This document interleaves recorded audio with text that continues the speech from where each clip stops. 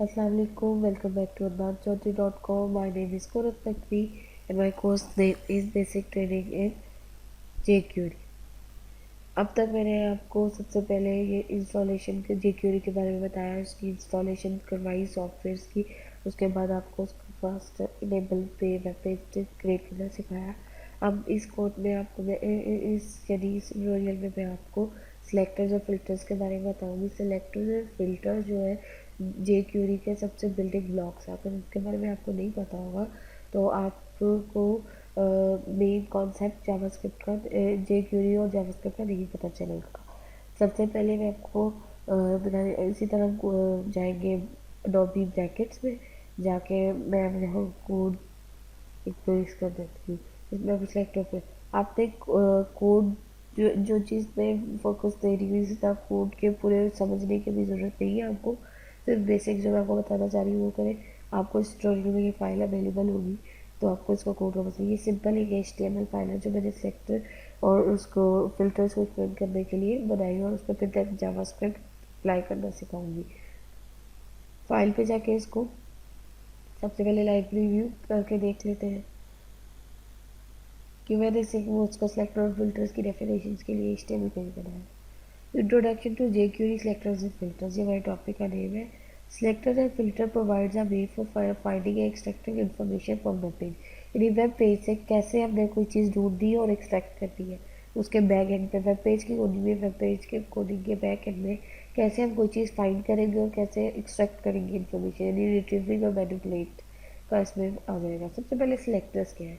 Selectors are used to select parts of web pages using a common CSS style syntax। CSS का तो आपको पता है styling ये है वो आपने ये पहले जाहिर सी बात है इसका थोड़ा बहुत आपको आइडिया होगा। और अगर आपको उसका आइडिया इतना नहीं है तो आप इसका भी कोर्स ज्वाइन कर सकते हैं advancedchaudhary.com पे। Selectors are used to हमारा मेन फोकस इसमें सिर्फ jQuery पे।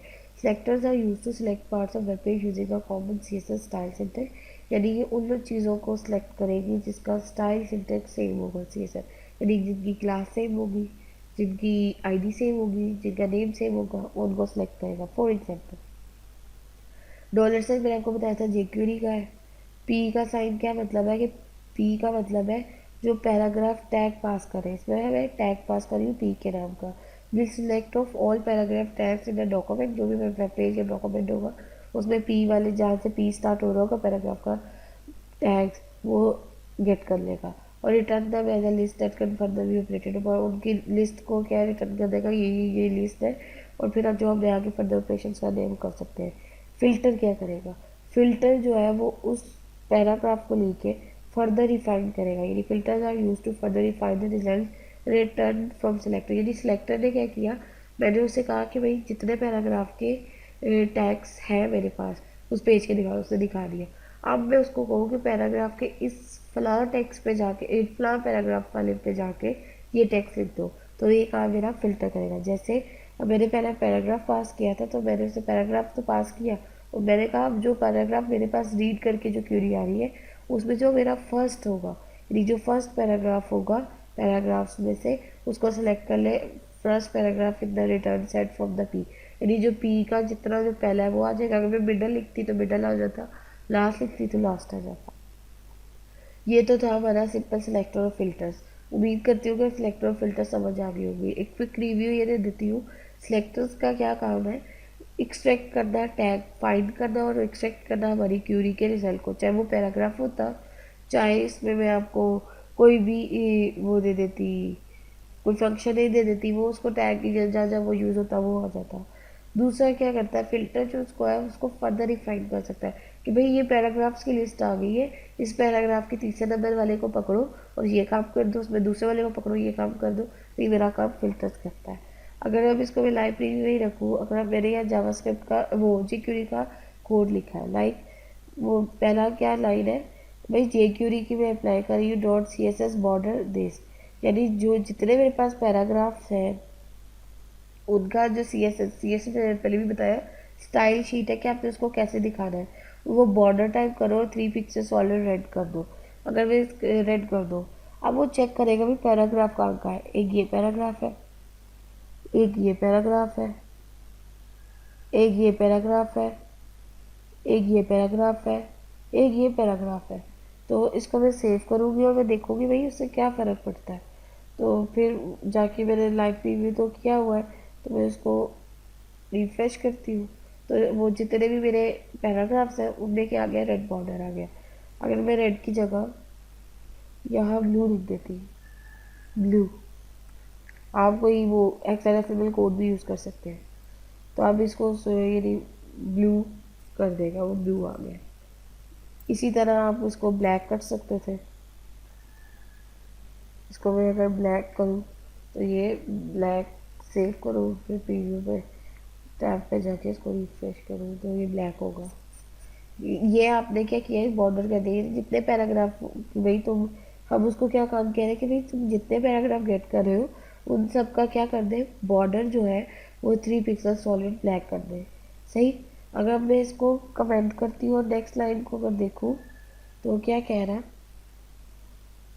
डॉलर साइन कह रहा है, डॉट का क्या मतलब है, कोई क्लास कर रहा है। जब भी डॉट का वर्ड आएगा तो आपने समझ जाना है किसी क्लास को कॉल जा रही है। सिलेक्टर्स की कॉल को सिलेक्ट कर और उसका बॉर्डर क्या है, 3 पिक्सल सॉलिड रेड कर दे। अब सिलेक्टर की इसमें कहाँ है वर्क, सिलेक्टर का वर्क ये है, यानी क्लास वाली कहाँ है सिलेक्टर्स की, ये वाली। तो जिधर सिलेक्टर उसको मिल रहा है उसको क्या करे, वो बॉर्डर कर दे रेड का, और ऊपर बाकी सबको मैं कह देती हूँ ब्लैक ही रहने दे। तो वो क्या आएगा, इसको सेव करूँगी और उसको रिफ्रेश करती हूँ,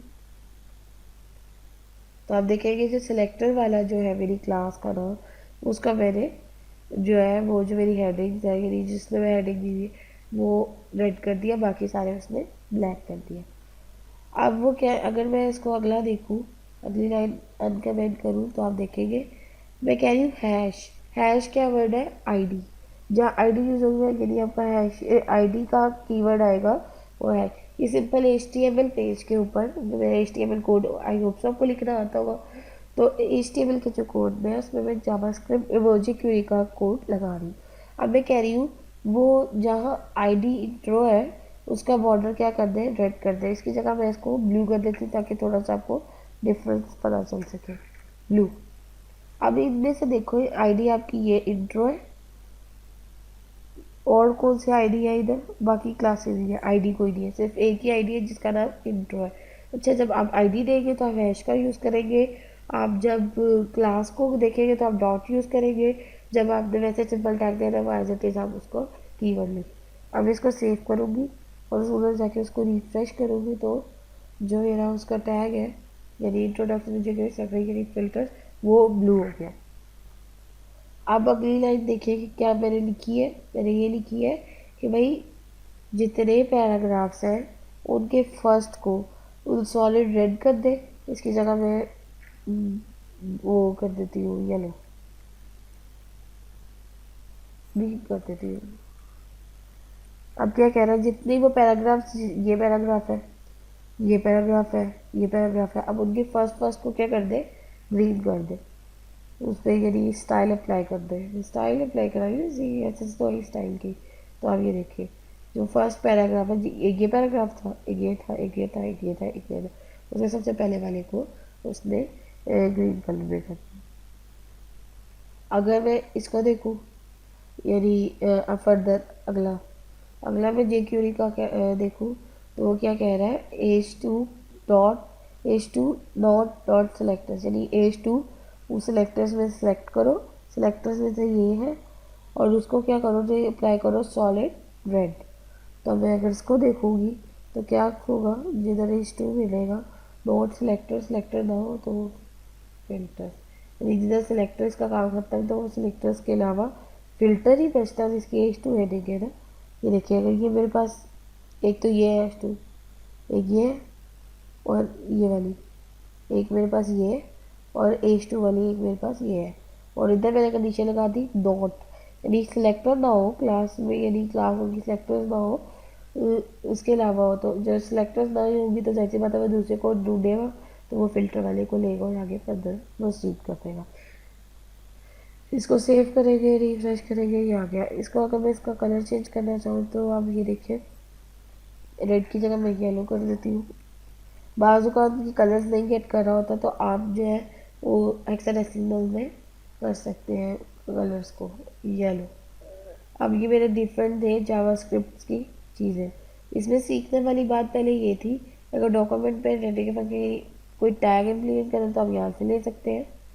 सिलेक्टर्स क्लास लेनी है तो डॉट से करेंगे, हैश लेनी है तो आप वो आईडी होगी, अगर किसी चीज़ का फर्दर ट्रांसफॉर्म देखनी है, फिल्टर करना है तो ये हमने सेलेक्ट की करके आगे ये फिल्टरिंग कर दी। ये सब मेरी फिल्टरिंग थी और ये मेरी